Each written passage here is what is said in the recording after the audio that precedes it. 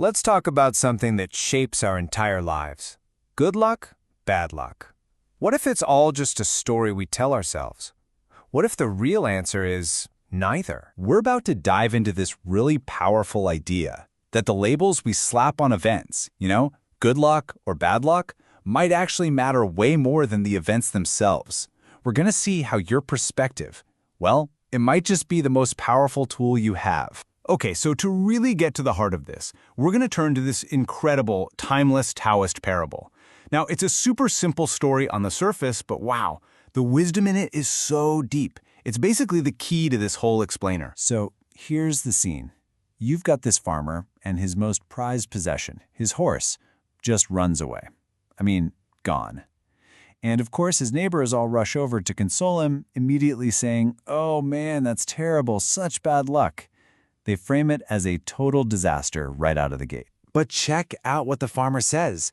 It is so simple, but it just completely pulls the rug out from under their certainty. He refuses to label the event. He just accepts it for what it is, an event. Who knows, he says. And that right there, that's the crucial point we're going to keep coming back to. So what's the real difference here between the villager's instant judgment and the farmer's patience? Well, it all comes down to a kind of psychological cost. Let's unpack what that really means. And this quote just nails the problem, doesn't it? When you immediately assume the worst-case scenario, you suffer from the anticipation of the bad thing, and then, if it actually does happen, you suffer all over again. You're basically living through the pain twice. Why would you do that to yourself? And here you can see the two paths laid out, side by side. You've got the villager's way, assume the worst, and you suffer twice, once in your head, and then again if it actually comes true. But then there's the farmer, with his simple, who knows? He only lives through what's real. He's saving all that emotional energy for what's actually happening. And boom, here comes the first big twist in the story. The bad luck of the escaped horse, well, it leads directly to this amazing windfall. The horse comes back with a whole herd of wild ones, and the villagers, of course, they immediately flip the script. Wow, what amazing good luck! But the farmer, nope, he stays totally consistent. Who knows? He gets it. The story's not over yet. This kind of wisdom, this art of not jumping the gun, it's not just for big life events. It's about how we interpret, everything, from a piece of art to your favorite song. The meaning we find is almost never set in stone. Think about it. You hear a song when you're, say, 16 years old, and it means one thing to you. Then you hear that exact same song when you're 30, and suddenly it means something totally different. The song didn't change. You did.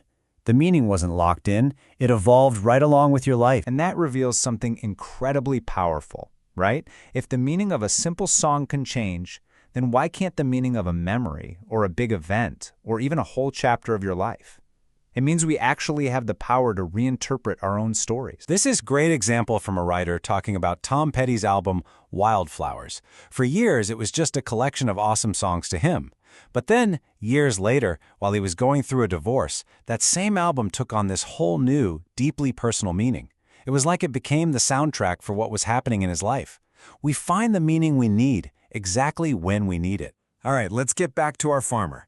Now this feels different, doesn't it? A bunch of new horses, that's one thing. But your own son getting badly hurt?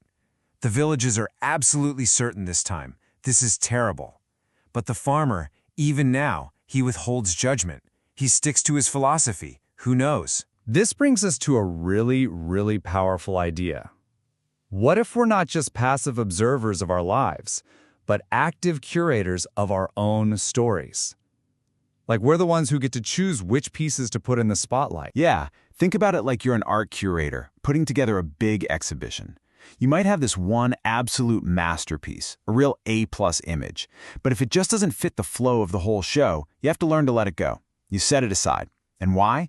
Because the overall story you're telling is way more important than any single brilliant part. So, how do we actually do this in our own lives? We can curate our own life story. First, you acknowledge everything that's happened, the good, the bad, all of it. Then you step back and see what fits the larger flow of who you are and where you're going. And this is the hard part. You have to be willing to let go of a really dramatic story, even a great story, if it no longer serves you. And by doing that, you start to build a more cohesive, a more powerful narrative for yourself. This question, wow, it just stops you in your tracks, doesn't it? It suggests that these big moments, these miracles or turning points, they might be all around us, all the time. The key isn't that they happen, it's whether we're present enough to actually notice them, to choose them as part of our story. And here it is, the final, stunning reversal in our parable. That terrible broken leg, the event that seemed so unequivocally bad, is the very thing that saves the son's life. The army comes to draft all the young men for a brutal war, but they have to leave him behind. The villagers, they were wrong.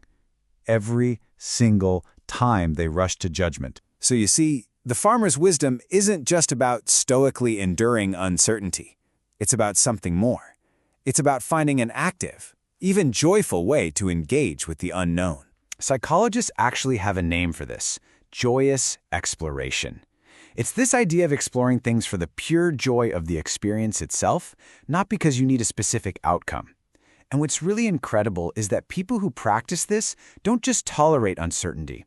They actually start to enjoy. And listen, this isn't just a nice idea. It has proven benefits. Adopting this mindset is directly linked to higher well-being, greater life satisfaction, and stronger resilience when things get tough. It's the engine for building a meaningful life, not in spite of uncertainty, but because of it. Ultimately, life is always going to throw bizarre, unpredictable stuff our way. The things you just can't make up. You can see them as random chaos, or you can see them as the universe putting out a call, an invitation for you to answer, an invitation to see what happens next, to explore without judgment, and to simply say, who knows?